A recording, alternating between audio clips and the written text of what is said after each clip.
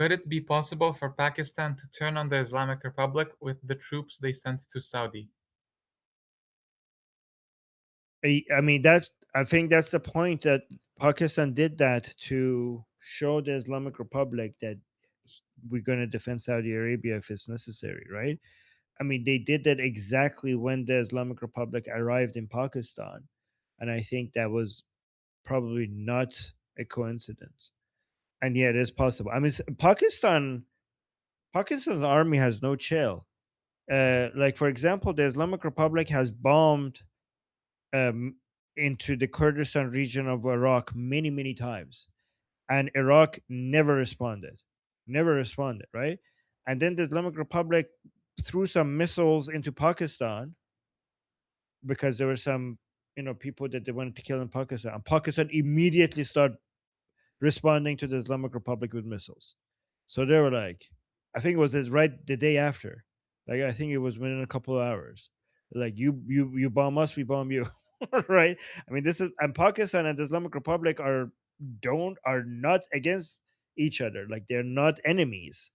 But Pakistan, as soon as some missiles hit their ground, are like, okay, here's some missiles for you. Even though there was no tension between Pakistan and Islamic Republic, they just went and did it.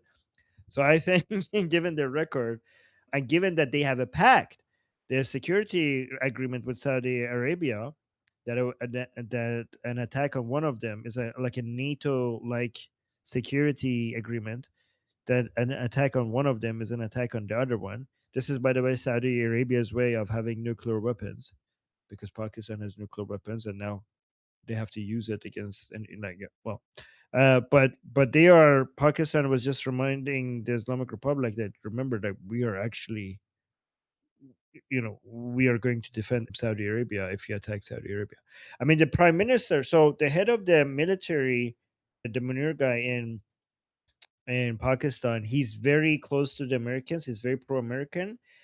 That's my understanding. And Sharif, the prime minister, he's very close to Saudi Arabia, and their relationship with Saudi Arabia is way more important to them than their relationship with the Islamic Republic. So I think that that is a possibility.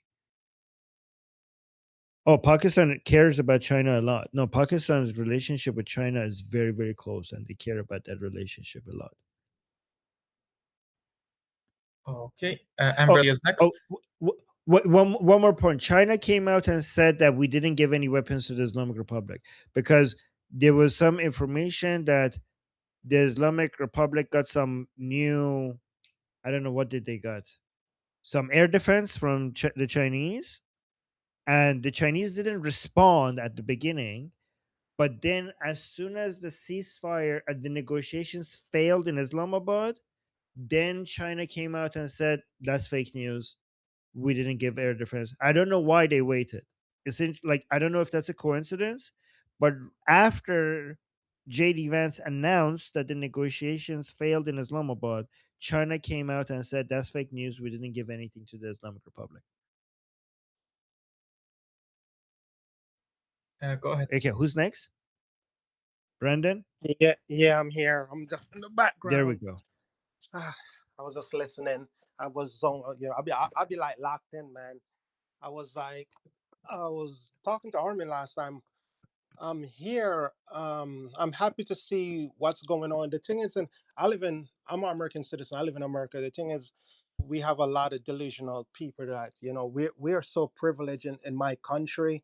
People just do the dumbest thing. If you see what they do here, like these people just go and represent countries that they know nothing about, and people just watch like channel 2, channel 4, channel, and these channel in United States don't play a lot of the real news. They just tell you propaganda, because a lot of the channels in New York are controlled by the Democrat Party. I'm not sure how the Republican allow them to do that, and I think that's one of the biggest mistake Republican ever do, because they brainwash the people. Because there's a lot of people in America, like they really Yeah. don't watch alternate news, and they don't go. They literally just come home from work. They're tired.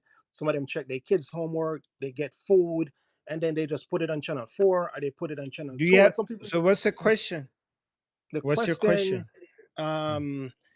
Yeah. is know that, with like even with JD come there to say, a lot of people feel like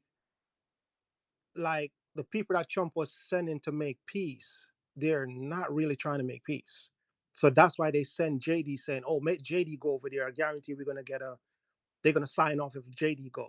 So I was like, okay, so send JD over there. People feel like Trump is not trying. They like to really make peace, but I think Trump is keeping a lot of those people over there alive. Even my mom sometimes be. I'm like, Trump is kill. Trump is putting people on white lists and telling Israel don't take them out. So I still don't know what the question is. Do you want Um, like? I'm not sure if I really have a question. I just wanted to Oh, know what okay. do you feel about what's going on with the war right now and where it stands. Oh, okay. So with regards to JD Vance, actually, it's very interesting because JD Vance has been the impression. Okay, some people say it's fake, some people say it's real, but the impression is that JD Vance is very much against these military operations, right? That he, like, among all the people in President Trump's cabinet, he's considered to be the most isolationist one. He's the one that wanted to just focus only on America and keep America out of these, these types of military operations. Um, and also recently, it was reported that he had a fight with Prime Minister Netanyahu. This could be fake, it could be real, but it was reported, so it added to the impression. It was reported that JD Vance even yelled at Prime Minister Netanyahu, telling him that he tricked the Americans into thinking that this is going to be an easy operation, and it wasn't. And like he got America into this mess and stuff. And so, because of that impression, the Islamic Republic also had that impression. So this could have been all a play. Like that whole story could have been fake to make it seem like the Americans are serious about a ceasefire this time, because the Islamic Republic has fallen for this twice already. During the Operation Midnight Hammer happened in the 12-day war, happened when the Americans were negotiating with the Islamic Republic, and then in the middle of the negotiations, they were, wham, they hit them, right? And then on Operation Epic Fury, also they were negotiating, and Arakchi was reporting that negotiations are going very well. Everything looks really good. And the Americans were also saying that things are looking good, like President Trump saying. And then right in the middle of their negotiations, they killed Khamenei. So this third time, if they're tricking them again with like ceasefire and negotiations, you need to convince them that this time we're serious. So what a better way to convince them than send the guy that everybody has been reporting that this guy really doesn't want war. Like, this guy is really against it. So like, okay, they're sending us the actual guy who wants this end. So maybe they fall for. So what if this was all just a trick? Like the whole JD Vance fighting against Prime Minister Netanyahu is all fake news. I don't know, but maybe it was, maybe it wasn't. To just make the Islamic Republic fall for this trick a third time. It would be amazing if they fell for it a third time. But either way, whether was the plan or not, what has happened, and this might be by design or not, is because JD Vance went to Islamabad to talk to the Islamic Republic and it failed, it gives this new impression out there that these people cannot be talked to. Like, these people are not flexible because we sent the guy that would be most willing to come up with a way to make peace with these guys, and he couldn't come up with a deal. So basically, this is a really good marketing to show to the whole world that, yeah, the Islamic Republic is very unreasonable and very unflexible. We sent the If they can't come up with an agreement with JD Vance, then there's nobody that they could come up with an agreement with, given that we sent a guy that has the highest motivation to end this war. So that's the effect. So if that's by design, it's genius. But if it's not by design, then it works out. The consequences are the same anyways. Does that make sense, It kind of makes Brandon? sense. It's not by design. JD literally, if he have it his way, he would take all of the army out of the Middle East and say, "Come home." He literally don't Mm. want them there. That's not no pretend. No, he is dead serious of bringing those on. He don't want them there. JD, that's why I was like, I'm like, y'all pray if JD get in office, JD's not coming over there to save anybody. I guarantee. That's why some people want Rupio to win. Cause JD, he's a real isolate. I love the guy, but he's not going to be helping a lot of country, especially country in the Middle East. Maybe country in the West atmosphere, he may be like, okay, I maybe go to Colombia. But when it comes to the Hemis- Middle East, he's going to try to keep the army out of there. If he win president, guarantee. But it could still be by design, not from President Trump to, because he knew, like, by sending JD Vance, like but when I say it's by design, it's not, it doesn't necessarily mean that JD Vance is pretending. He's not It pretending still at could all. be, but yeah, I know, that's what I said. But I'm saying that President Trump, by sending the guy that we have this understanding would be the most motivated to end the war, and that not working out, it is showing to the world that, look, I sent the main guy that would want this over with more than anyone else, and he couldn't get a deal. So then nobody could get a deal. I'm like, So I it think could we still be already by know. design. We already Yeah. know that. Yeah.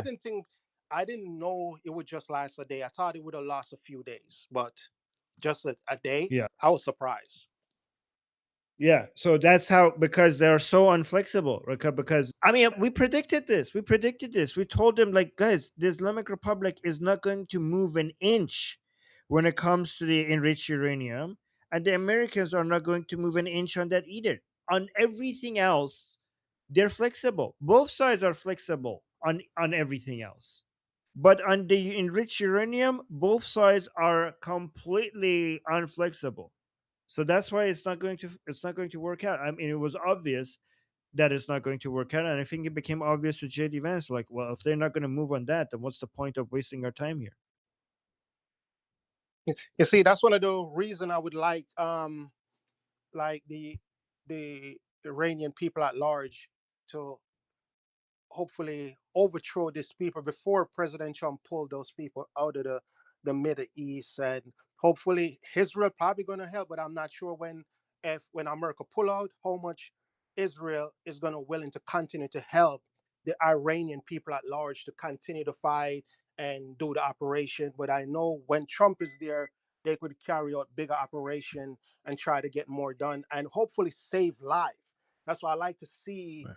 the American people there, because they're there to save life. And when they pull out, everything else, Israel is going to do what they can, but I don't know how much Israel could do at large to help the Iranian people hopefully get guns, come up with plans. But I know it's better off to do the plan when they're there before they pull out from start bringing back these ship to other places. Well, let me give you some optimistic views regarding this. Okay, if for some reason this whole liberating Iran takes longer than many people here would like let's say years, okay, then a lot of people are worried that, okay, well, President Trump is not going to be in office, so we're screwed. But a more optimistic way of looking at this is that President Trump could destroy enough of the Islamic Republic for Israel to be able to continue doing what is needed without American support after. Like, if we, like, what is left of the Islamic Republic is manageable by Israel, right? Most of the things that we needed the Americans for, President Trump could get all of that even if it doesn't end up toppling the Islamic Republic. Most of the things that we need United States for and Israel could not do by themselves could get done, and all Israel has to do is just to make sure that they don't recover from that while it continues to carry out its operations after. Yeah, hopefully, as I said, it would be nice to know how much of the at least 85 million Iranian people at large have some kind of skills, and how much of them are like maybe 20, 25, 24, 23, 18, but willing to fight. Because you could have 85 million people, but how much do you have that really willing to fight? You could have 85 million be like, I don't want to fight, I don't want to touch a gun, I don't want to kill nobody, I just want to I be think free, but I I don't want to think do anything January about it. I So think January 8th and January 9th made many of them willing to fight. What happened in January 8th and January 9th? And remember, a small percentage of 80 million people is going to get you a lot of fighters. But the slaughter, the massacre of the Iranian people in early January this year has turned many Iranian people in with have given the perspective that they're willing to do anything, including give their lives to bring down the Islamic Republic. All they're missing is weapons. What I say is what we're missing is not motivation, and we're not missing the will and motivation to do these types of operations. What we're missing is weapons. I feel like if you have at least 3 million Iranian people that's organized, that's actually like, yo, this is what we're gonna do. We have people, we have groups here, we have even 3 million. Y'all, 3 million is more than enough to overthrow the IRG. The IRG It's not enough if you're not armed, because we I'm already talking, had millions. We already had millions of Iranians in the streets in yeah, but January, they wasn't there and to fight though. They was just there to protest, not fight. they couldn't fight because they weren't armed. How could they fight? Their machine guns being shot at them. What are they supposed to do? You can't I, fight when you're not armed. I don't think they was there to fight though. I think they was there to just protest the government. And they, as I No, said, they're not there to protest the government. They were there to end the government. They were there to bring it down. They were actually yeah, but raiding police stations. They yeah, were but how raiding are you gonna police stations. You you're can't gonna if take you're Brandon. mhm. Brandon, you can't if you're on. If you're not armed, you can't. So If you're unarmed, you can't. how are we going to take on the government if we're not organized and ready to take? We already know they have weapons. So what is it that we're going to do to take on these people with weapons? Well, President Trump. Okay, I'm gonna answer this, and then we're gonna go to next person. President Trump already tried with it the wrong way to arm the Iranian people. He already confirmed that he gave weapons to some Kurdish separatist groups, and these Kurdish separatist groups decided to keep their weapons to themselves instead of giving it to the Iranian people. Which, if you ask us, we know exactly that that would be what they're going to do, because the Kurdish separatist groups hate the Iranian people, which, by the way, again, reminder to everybody, the Kurdish separatist groups don't represent the Iranian Kurdish people who are patriotic, and would kill anybody who wants to challenge the border integrity of Iran. So, but the Kurdish separatist groups, they are not against the Islamic Republic. They're against everything Iranian. So, of course, they're not going to give their weapons to the Iranian people. So that failed. But I already mentioned many times, I think that if we're going to arm the Iranian people, we need to first liberate a city in southern Iran, preferably Bandar Abbas or another city close to the Strait of Hormuz. And then once you liberate that, you turn that into the base of operations. You don't just give weapons to the Iranian people. You first vet the people. You make an announcement to the Iranian people that if you want to fight for to liberate your country, you need to do it yourself. Like, it's not going to be the Americans who are liberating it. Come to Bandar Abbas, get vetted, get trained, and then after you get trained, then you get weapons. And I think when I'm talking about weapons, we're not just talking guns, we're also talking drones.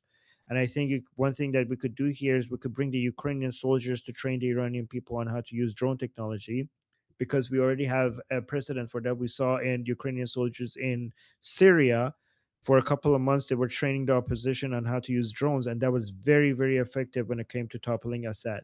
I heard it takes at least 4 months to train people with how to use drones in a war. And I think so that's what needs to be done. And the benefit from that is that you're killing two birds with one stone, because if you, for example, liberate Bandar Abbas and you start expanding an Iranian army, what you're doing is not only you're helping the Iranian people to do regime change, but as that army expands geographically, you're also freeing the Strait of Hormuz, because you're making the Islamic Republic lose access to the Strait of Hormuz. So even before you liberate Iran, you already freed up the Strait of Hormuz. And then the third benefit from that, so the first benefit is that you're empowering the Iranian people. Second benefit, the more immediate benefit, is that you're freeing up the Strait of Hormuz. But the third benefit is that this is more sellable in the United States to Americans, because it's not American soldiers liberating Iran. You're just empowering the Iranian people to liberate themselves. So you have less American soldiers involved. So that's more sellable to the Americans.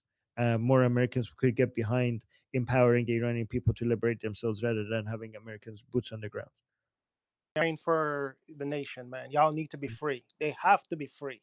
I'm praying that everything will come together and God will prevail over that evil regime that have literally have 90 million people living in slavery and terrorism. That's just crazy. Yep. Well, I appreciate that. Thank you, Brandon. I appreciate you saying Yep. that. Thank you. I have Olga and both put both a 1 and a 2 in the chat.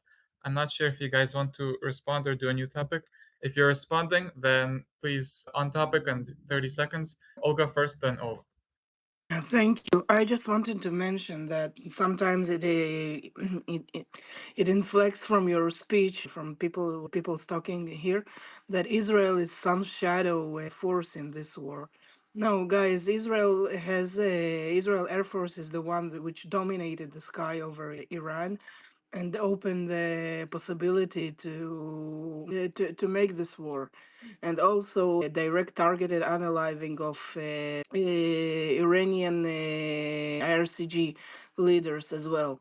So this is some sort of underestimation of what Israel does during this war, and there are a lot of power to that, but the pacemaker of whatever comes to this war is Donald Trump and not Benjamin Netanyahu. So Donald Trump is the ones who decide what comes out of this war, but there are a lot of force and Okay. effort from Israel as well. It's not only United States fighting other people's wars. And Yeah. of course, Just to, Iranian yep. Okay. resistance, which we also should be mentioning, of course. Okay. Just to be clear, I didn't underestimate Israel. There are certain things that I was talking the to the Americans other can guy. do. Oh, yeah. I know. I know. Let me like. I just wanted to be clear. Yeah. But there is certain things that the Americans can do. Olga, your mic. I'm gonna mute your mic because okay, there. But there are certain things that Americans can do that Israelis can't, and there's certain things that Israelis can do that the Americans can't. So there, and to be and whatever military operations we just saw in Operation Epic Fury and Roaring Lion, without the Americans it would not be possible, and without the Israelis it would not be possible. So we do need the Americans. No, none of this would be possible. And we do need the Israelis. None of this would be possible without the Americans, and none of this would be possible without the Israelis.